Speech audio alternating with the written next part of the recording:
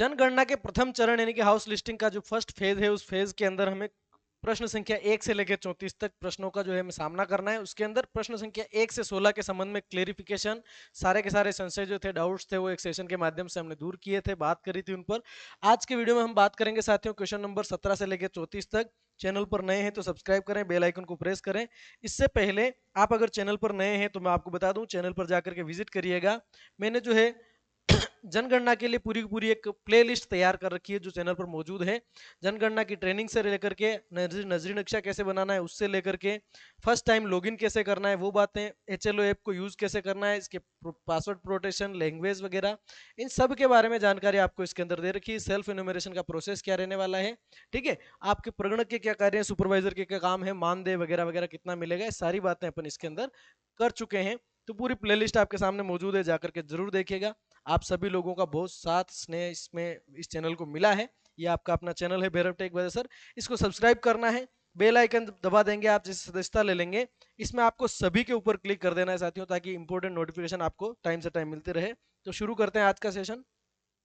देखिए साथियों, प्रश्न संख्या 1 से 16 तक की हमने बात पहले कर ली थी। तो प्रश्न संख्या 17 से 34, 17वां जो प्रश्न है साथियों वो आपके पेयजल के संबंधित है, 18वां उपलब्धता से संबंधित है, 19वां जो है आपका प्रकाश से है, 20वां शौचालय है, 21वां शौचालय का टाइप है, 22वें में अपशिष्ट जल निकासी, 23वें में परिसर के भीतर स्नानागार, और 24वें के अंदर रसोई, एलपीजी, पीएनजी, और 25वां खाना पकाने का है। इसी तरीके से अगर अपन चले तो प्रश्न संख्या 17, प्रश्न संख्या जो 17 है, प्रत्येक प्रश्न के आंसर में आपको जो आपका एप्लीकेशन है साथियों, उस एप्लीकेशन के अंदर जो है ऑप्शन चूज करना रहेगा। उस ऑप्शन चूज के काम के अंदर देखिए, पानी का उपयोग विभिन्न उद्देश्यों के लिए किया जाएगा। यह प्रश्न पीने के पानी के बारे में है। पीने के पानी का मुख्य स्रोत क्या है, ड्रिंकिंग वाटर का जो है मुख्य स्रोत क्या है, इसके संबंध में आपका प्रश्न है, प्रश्न संख्या 17। इसके आंसर्स, पॉसिबल आंसर्स क्या क्या हो सकते हैं साथियों, तो देखिए यहाँ पर आपको जो एप्लीकेशन में काम करना है साथियों, उस ऐप में काम करते समय आप देखेंगे कि आपको कोड संख्या 1 2 3 4 5 6 7 8 9 0 तक मिलेंगे। ये सारी चीजें इसके अंदर लिख रखी है, मेंशन कर रखी है ना। इसमें नल का अगर शुद्ध स्रोत से पानी आ रहा है तो आपको कोड नंबर 1 सेलेक्ट करना है, ठीक है। अगर आपका नल का अशुद्ध स्रोत पानी है तो 2 का सेलेक्ट करना है, कुएं से ड्रिंकिंग वाटर की सप्लाई है तो 3, हैंडपंप से सप्लाई है तो 4, उसके बाद में नलकूप है तो 5, झरना है तो 6, नदी या नहर है तो 7, तालाब या झील है तो 8, पैकिंग बोतल है तो 9, और बाकी आपको क्या करना है 0। तो ये प्रश्न संख्या 17 का स्पष्टीकरण आपके सामने है। एप्लीकेशन में आपको एक कोड सेलेक्ट करना रहेगा, ठीक है। तो इन चीजों को एक्स्ट्रा समझाने की आवश्यकता नहीं है, आप समझ जाएंगे एक ही बार में किस स्थिति में क्या कोड डालना है। अगर आप चाहें तो आप यहां से स्क्रीनशॉट भी इसका ले सकते हैं।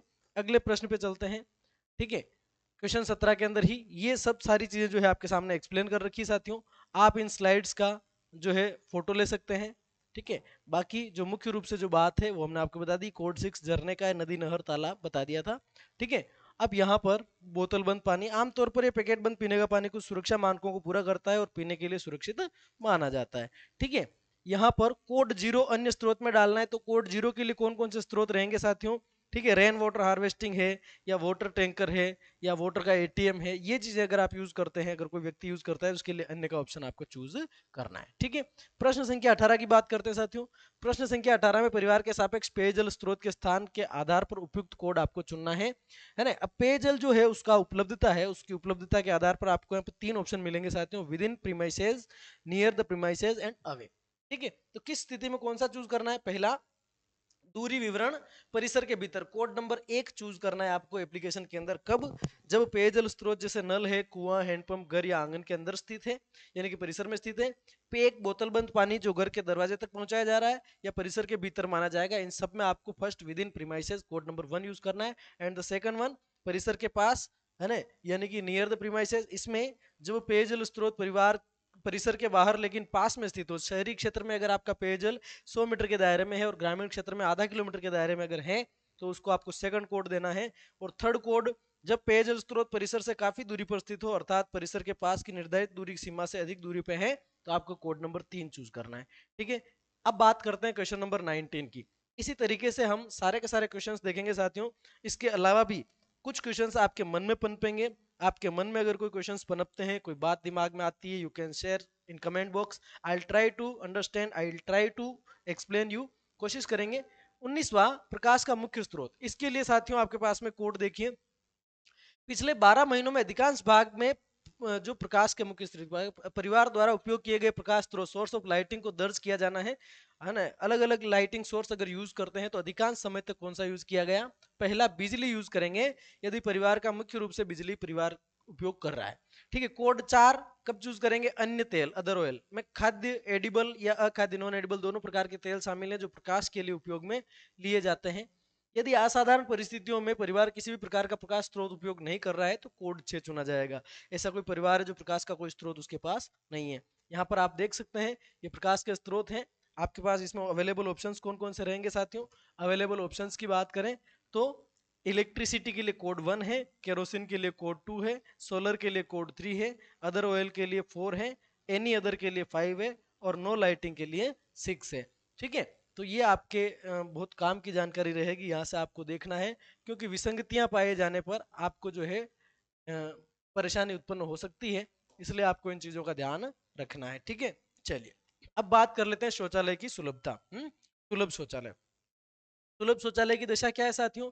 इसमें एक्सेस टू लेटरिन में आपके पास में 4 ऑप्शन मिलेंगे साथियों। Exclusively for house hold use only, shared with other house hold, public latrine and open. 4 option आपको यहाँ पे मिल रहे हैं साथियों। पहला ऑप्शन देखिए, है ना।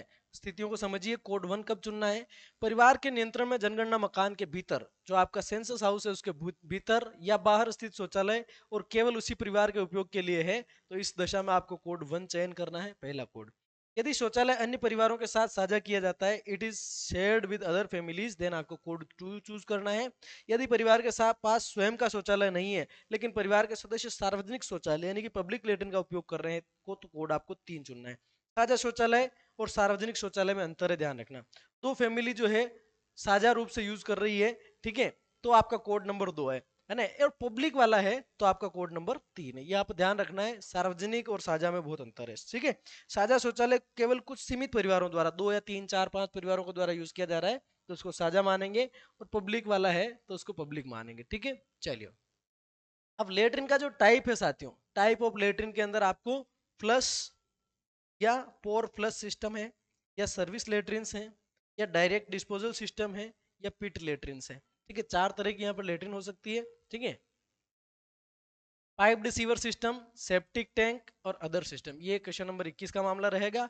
Twin pit latrine with slab या वेंटिलेटेड इंप्रूव्ड पिट है, या विदाउट स्लैब ओपन पिट है तो इसके लिए कोड 5 है। सिंगल पिट लेटरिन है तो 6 है, विदाउट स्लैब है ओपन है तो 7 है। तो यहाँ पर कोड नंबर आपके 1 से लेकर के 0 तक, यानी कि 1 2 3 4 5 6 7 8 9 0, ये आपके कोडिंग का सिस्टम रहेगा। देखिए इसकी अगली स्लाइड क्या कहती है, देखो यहाँ पर समझिए साथियों, हिंदी में अगर इनको समझना चाहें आप, फ्लश डालकर फ्लश करने वाला शौचालय जुड़ा हुआ है पाइप सीवर लाइन प्रणाली से, पाइप के साथ में सीवर अटैच्ड है, कोड नंबर 1 चुनेंगे। फ्लश डालकर फ्लश करने वाला शौचालय जुड़ा हुआ लेकिन सेप्टिक टैंक से जुड़ा हुआ है, पाइप सीवर से नहीं जुड़ा हुआ है, कोड 2 चूज करना है आपको। फ्लश डालकर फ्लश करने वाला शौचालय जुड़ा हुआ है वो किसी अन्य प्रणाली से, ना सेप्टिक टैंक से जुड़ा है ना सीवरेज से जुड़ा है, तो आपको डालना है कोड नंबर 3। ठीक है साथियों। चलिए, 2 गड्ढों वाला शौचालय स्लेब सहित या वेंटिलेटेड सुधरा हुआ गड्ढा है। ठीक है। 2 गड्ढों वाला शौचालय है जो स्लेब सहित या वेंटिलेटेड सुधरा हुआ, तो आपको कोड नंबर 4 डालना है। और 2 गड्ढों वाले में भी बिना स्लेब या खुला गड्ढा है, ओपन जो है डिप है, तो आपको 5 कोड नंबर चूज करना है। एक गड्ढे वाला शौचालय, इसमें 2 ऑप्शन मिल जाएंगे आपको, स्लेब सहित या वेंटिलेटेड तो कोड नंबर 6, और बिना स्लेब या खुला गड्ढा कोड नंबर 7। रात का मल मनुष्य द्वारा हटाया जाता है, night soil disposed into open drain, तो रात का जो मल है मनुष्य द्वारा हटाया जाता है, जानवरों द्वारा हटाया जाता है, खुले नाले में फेंका जाता है। अगर जो मल की स्थिति है उसको हटाने की स्थिति मनुष्य हटाते हैं, कोड नंबर 8, जानवर हटाता रहा है, कोड नंबर 9, और नाले में फेंक रहे हैं तो उसका कोड नंबर क्या रहेगा? 0। ये कंडीशन आपकी रहने वाली है प्रश्न संख्या 21 की।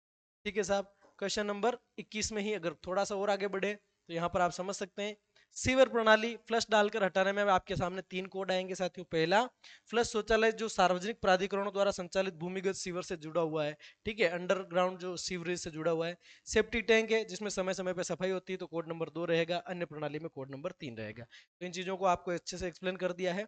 इसमें 4 या 6 स्लेब सहित या वेंटिलेटेड सुधरा हुआ गड्ढा, ऊंचा बैठने का स्लेब, वेंटिलेशन की सुविधा सहित स्वच्छ शौचालय, कोड गड्ढों की संख्या पर निर्भर कर रहा है। ठीक है। गड्ढों की संख्या 2 है, 4 6, 5 7 दो ऑप्शन आपको यहाँ पर अवेलेबल रहेंगे, कहीं कोई आपको दिक्कत नहीं आनी है। उसके बाद देखिए कोड 8 9 10 में सर्विस शौचालय है और लास्ट वाला जो है खुले में निपटान वाला है। ठीक है, तो आप यहाँ से समझ गए होंगे कोडिंग का सिस्टम। कोई किसी भी तरह की कंफ्यूजन की स्थिति बनती है तो आप पूछ सकते हैं। 22वें प्रश्न की बात करें, गंदे पानी की निकासी किससे जुड़ी हुई है ना, जल निकासी प्रणाली। अब जो गंदे पानी का निकास किया जाता है साथियों, इसमें आपको 3 कोड देखने को मिलेंगे। The first one is close drainage, second one open drainage, third one is no drainage. ठीक है, ठीक है, देखो पहला जल निकासी प्रणाली, घर से अपशिष्ट जल और अन्य तरल अपशिष्टों के निपटान की व्यवस्था। और अपशिष्ट जल में आपको ध्यान रखना है कि रसोई, स्नानागार और धुलाई का पानी ही शामिल है, इसमें लेट्रिन वाटर को यूज नहीं करना है। शौचालय का अपशिष्ट इसके अंदर शामिल नहीं है। यदि शौचालय और अपशिष्ट जल दोनों का निपटान साझा प्रणाली से किया जा रहा है, ठीक है, तो जल निकासी के प्रकार के अनुसार उपयुक्त कोड आपको चुनना होगा। उपयुक्त कोड कब चुनना होगा साथियों, यहाँ पर आप देख रहे हैं, अगर ये क्लोज्ड ड्रेनेज सिस्टम है तो आपका कोड नंबर 1 है। अगर ये आपका ओपन ड्रेनेज है कोड नंबर 2 है। और नो ड्रेनेज इस तरीके से भरा रह रहा है तो कोड नंबर आपका 3 लागू होगा। ठीक है साहब, बात करते हैं अगली स्लाइड पर। परिसर के भीतर स्नान सुविधा की उपलब्धता, नहाने की जो सुविधा है उसकी उपलब्धता को देखो। इसमें आपको साथियों 3 ऑप्शन मिलेंगे। कितने ऑप्शन मिलेंगे? 3। क्वेश्चन नंबर 23 में 3 ऑप्शन मिल जाएंगे। पहला, bathing facility available with in the premises, अगर परिसर में नहाने की सुविधा उपलब्ध है तो आपको कोड 1 या 2 चुनना है। 1 कब चुनना है? जब बाथरूम बना हुआ है। 2 कब चुनना है? जब आपका जो है साथ में ही है, नहाने का है लेकिन उसके ऊपर छत नहीं है, बस आड़ कर रखी है। और अगर नहाने की सुविधा ही नहीं है तो आपको नो यानी कि कोड नंबर 3 चूज करना है। यह आपका कोडिंग का सिस्टम रहेगा। ठीक है साहब, चलिए अगली बात करते हैं, रसोई और एलपीजी पीएनजी कनेक्शन। यहाँ पर देखो, यह प्रश्न 2 पहलुओं पर जानकारी एकत्रित कर रहा है। 24वां क्वेश्चन जो है, रसोई की उपलब्धता और एलपीजी पीएनजी कनेक्शन की उपलब्धता। खाना कहाँ पकाया जाता है और क्या घर में एलपीजी पीएनजी कनेक्शन है, इस बारे में पूछें। सबसे पहले खाना पकाने की व्यवस्था की पुष्टि कर लें। अंदर अलग रसोई घर के साथ, अंदर बिना अलग रसोई घर के, या बाहर खुला, या फिर एलपीजी पीएनजी कनेक्शन के बारे में आपको जानकारी लेनी है। और तब आपके जो कोडिंग का सिस्टम रहेगा वो कैसे काम करेगा साथियों, देखिए ये कोडिंग का आपका सिस्टम है। यह पूछें कि भोजन कहाँ पकाया जाता है और क्या परिवार के पास एलपीजी या पीएनजी कनेक्शन है। 24वां, availability of kitchen and LPG PNG connection. 24वां क्वेश्चन था ये। इसमें आपको मिलेंगे साथियों, कुकिंग इनसाइड किचन, किचन में कुकिंग होती है तो ऑप्शन नंबर 1 और 2 है। कुकिंग घर में होती है लेकिन किचन में नहीं होती है, परिवार परिसर के अंदर कुकिंग हो रही है लेकिन किचन में नहीं हो रही, तो कोड नंबर 3 या 4 है। और कुकिंग ओपन में होती है, घर के बाहर हो रही है, तो आपको कोड नंबर 5 6 दोनों यूज करने। और 7वां, अगर कुकिंग नहीं होती तो 7वां कोड यूज करना। आप देखना यहाँ पर देखो, एलपीजी पीएनजी कनेक्शन सहित अलग से सेपरेट किचन है, कोड नंबर आप क्या चुनेंगे? 1। एलपीजी या पीएनजी कनेक्शन के बिना फिर भी सेपरेट किचन है, कोड नंबर 2।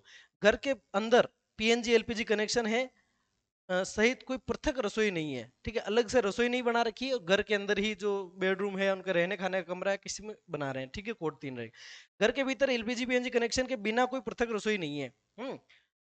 तब यहाँ पर कंडीशन क्या बन रही साथियों? पहली दोनों कंडीशन में एलपीजी कनेक्शन है, सेपरेट रसोई कोड 1, और पीएनजी कनेक्शन के बिना सेपरेट रसोई तो कोड नंबर आपका 2। यहाँ पर आपको ये समझने की जरूरत है, ठीक है, अच्छे तरीके से, कि देखो सेफ किचन में, सेफ जो किचन है, सेपरेट किचन है, इसमें 2 ऑप्शन है। ठीक है, अगर एलपीजी है और सेफ किचन है तो कोड 1, एलपीजी नहीं है और सेफ किचन है तो कोड 2। ठीक है, उसके बाद एलपीजी है और अलग से रसोई नहीं है तो कोड नंबर 3, एलपीजी नहीं है और अलग से कनेक्ट रसोई भी नहीं है तो कोड नंबर आपका 4। यहाँ से क्लियर कट लिखा हुआ है, आप इसको पढ़ करके भी समझ सकते हैं, कहीं आपको कोई दिक्कत नहीं आएगी। 5वां, घर के बाहर एलपीजी कनेक्शन सहित रसोई है तो कोड नंबर 5 है। घर के बाहर बिना एलपीजी कनेक्शन के है तो 6 है। और परिवार भोजन नहीं पकाता तो ये कोड नंबर आपका 7 रहेगा। अगर आप चाहें तो क्वेश्चन वाइज जो है मैं इसका स्पष्टीकरण डाल दूंगा, कहीं आपको कोई दिक्कत नहीं आएगी। ठीक है, ये आप स्थितियां देख सकते हैं। पहला देखो, ये कोड नंबर 1, घर के अंदर है, एलपीजी का कनेक्शन है, रसोई अलग से रसोई है।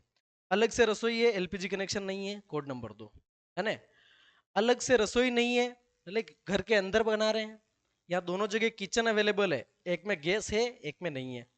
यहाँ किचन अवेलेबल नहीं है, एक में गैस है एक में गैस नहीं है। ठीक है, और ये घर के बाहर है, एक में सिलेंडर है एक में सिलेंडर नहीं है। तो ये आपको समझने की जरूरत है, बहुत अच्छे तरीके से आप समझेंगे इस बातों को।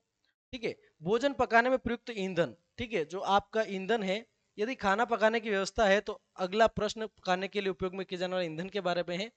तो यहाँ पर आपके पास में 10 विकल्प रहेंगे साथियों, ठीक है। यदि परिवार एक से अधिक ईंधन का उपयोग करता है तो वह ईंधन चुने जो मुख्य रूप से भोजन पकाने के लिए उपयोग किया जा रहा है उस ईंधन को। अगर एक से दो, कुछ कुछ परिवार, कुछ के अधिकतर परिवार गांव में आप जाओगे तो सर चाय तो गैस पे बनाते हैं लेकिन रोटियां जो है चूल्हे पे बनती है, तो ज्यादातर जो यूज किया जा रहा है उसे मानेंगे। यदि एलपीजी कनेक्शन मौजूद है लेकिन परिवार किसी अन्य ईंधन का मुख्य रूप से उपयोग करता है तो वास्तविक मुख्य ईंधन जैसे लकड़ी, तो कोड नंबर 1 दर्ज करना है। भोजन केवल एलपीजी पीएनजी से पकाया जाता है भले ही बिना औपचारिक कनेक्शन के छोटे सिलेंडर के माध्यम से, तो भी आपको कोड नंबर 6 चुनना है। ईंधन के प्रकार और कनेक्शन की उपलब्धता से संबंधित प्रश्न स्वतंत्र रूप से पूछे जाने चाहिए, ठीक है। फ्रीली आपको इनको अलग से पूछना है, ठीक है, एक दूसरे से नॉन अटैच्ड फॉर्म में। देखो यहाँ पर फ्यूल में आपके क्या क्या ऑप्शन आ जाएंगे, फायरवुड यानी कि लकड़ी, क्रॉप रेजिड्यूज यानी इसका मतलब जो है आपके फसल का जो है अपशिष्ट बचा है वो, काउ डंग केक गाय का गोबर हो सकता है, भैंस का गोबर हो सकता है, कोयला लिग्नाइट चारकोल हो गया कोड 4, केरोसिन का कोड 5, एलपीजी का कोड 6, इलेक्ट्रिसिटी कोड 7, बायोगैस का कोड 8, सोलर का कोड 9, एनी अदर में कोड 0, ठीक है। ईंधन में लकड़ी में क्या आ जाएगा, लकड़ी, शाखाएं, पेड़ों के तने, झाड़ियां आदि आ जाएगी। फसल के अवशेष है, इन सब में कोड नंबर आपका 2 हो जाएगा। एलपीजी कनेक्शन में आपका कोड नंबर क्या हो जाएगा, 6 हो जाएगा, ठीक है साहब। चलिए ये समझिए, ये ये पूरी की पूरी चीजें आपको दे रखी है यहाँ पर। फायरवुड की स्थिति है, क्रॉप रिजाइड की स्थिति है, ये सारी चीजें आपको देख लेनी है। तो आपको यहाँ पर प्रश्न संख्या क्या आ जाएगी साथियों, 25 तक अपन ने देख लिए। अब प्रश्न संख्या 26 की बात करते हैं। प्रश्न संख्या 26, प्रश्न संख्या 26 रेडियो या ट्रांजिस्टर संबंधित है, 27 टेलीविजन से संबंधित है, 28 इंटरनेट की सुविधा, 29 कंप्यूटर लैपटॉप, 30वां टेलीफोन मोबाइल फोन, 31वां आपका साइकिल स्कूटर या मोटरसाइकिल मोपेड, फिर कार जीप या वैन से संबंधित 32वां है, 33वां उपयोग किया जाने वाला मुख्य अनाज, और 34वां आपका मोबाइल नंबर। ये चीजें आपके पास में अवेलेबल है, ठीक है। अब देखते हैं इनके अंदर किस किस में क्या क्या स्थिति बनती है। प्रश्न संख्या क्रम 26 से अपन अब 34 तक चल रहे हैं साथियों।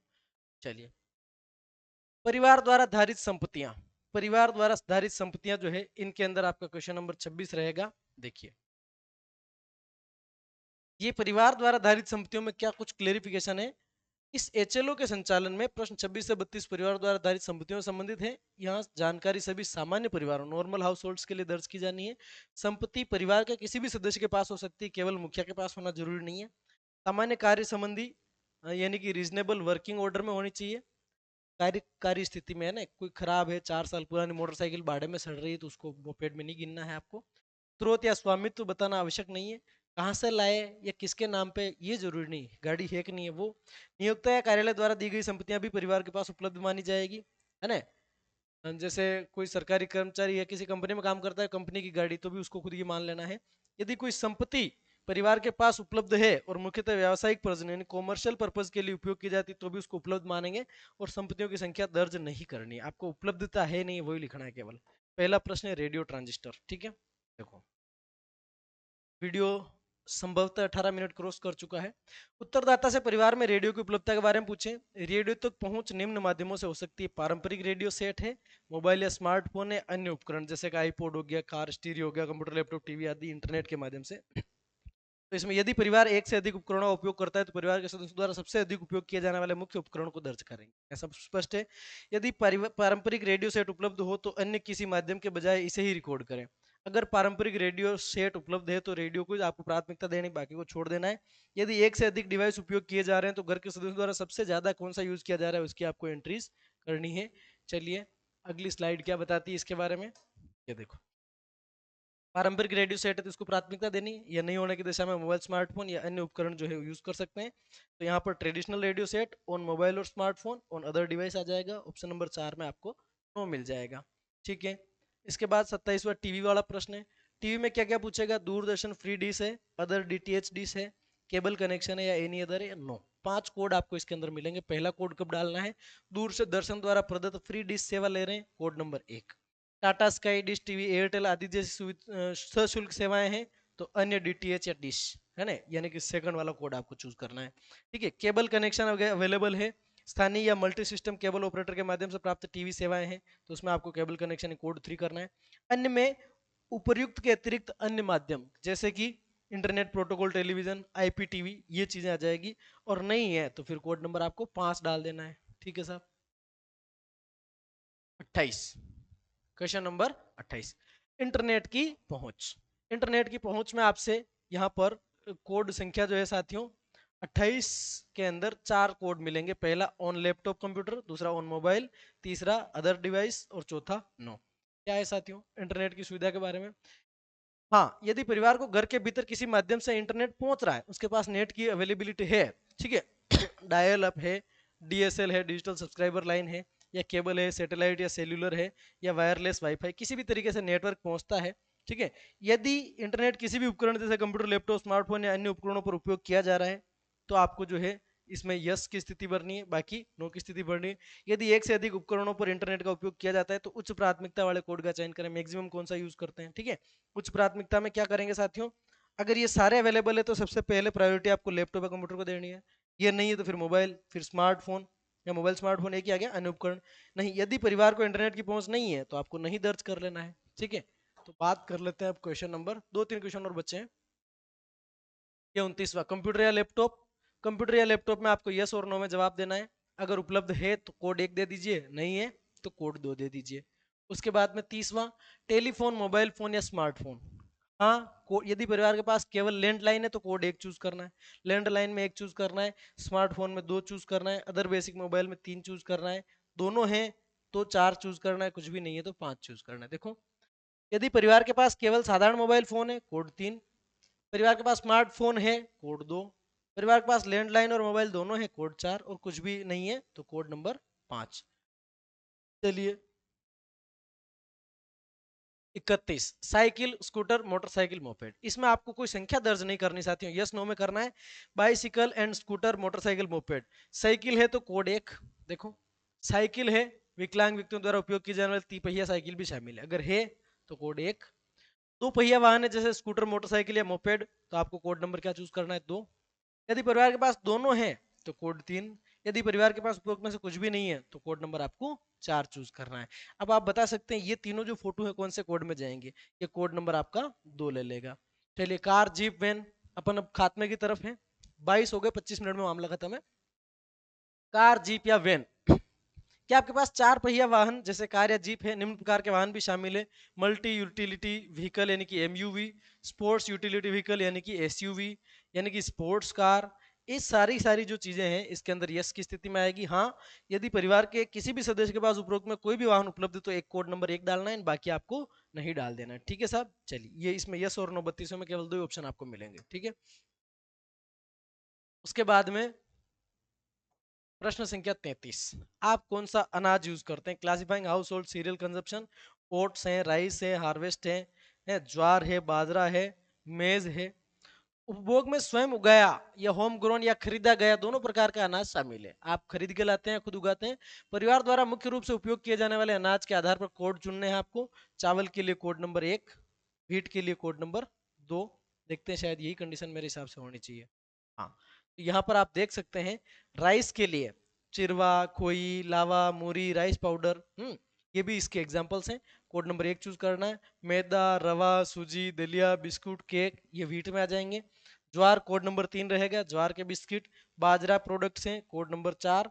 मक्की के प्रोडक्ट हैं, कोड नंबर 5। और एनी अदर में आपका कोड नंबर क्या रहेगा साथियों, 6, ठीक है। तो आप, और लास्ट 34वां, केवल जनगणना से संबंधित संचार हेतु संबंधित व्यक्ति के मोबाइल नंबर दर्ज करने हैं और आपको सबमिट कर देना है। उसके बाद आप जब डेटा सिंकिंग करेंगे तो आपका डेटा चढ़ जाएगा। इसमें आपको और किसी भी तरह की डिटेलिंग चाहिए तो कमेंट बॉक्स में बताइएगा, ठीक है। आपकी प्रॉब्लम को सोल्व करने की कोशिश करेंगे। इसके साथ ही निवेदन ये है कि आप अपने भैरव टेक भदेसर, भैरव टेक भदेसर जो यूट्यूब चैनल है इसको सब्सक्राइब करें और बेल आइकन को आप ऑल पर क्लिक कर लें। दूसरा, भैरव टेक भदेसर के नाम से टेलीग्राम चैनल है उसको भी आप ज्वाइन कर लें। तीसरा, लर्नर_कवि09, लर्नर लर्नर_कवि09, इस इंस्टा आईडी पर भी आप फॉलो कर सकते हैं। मिलेंगे अगले वीडियो में, तब तक के लिए धन्यवाद।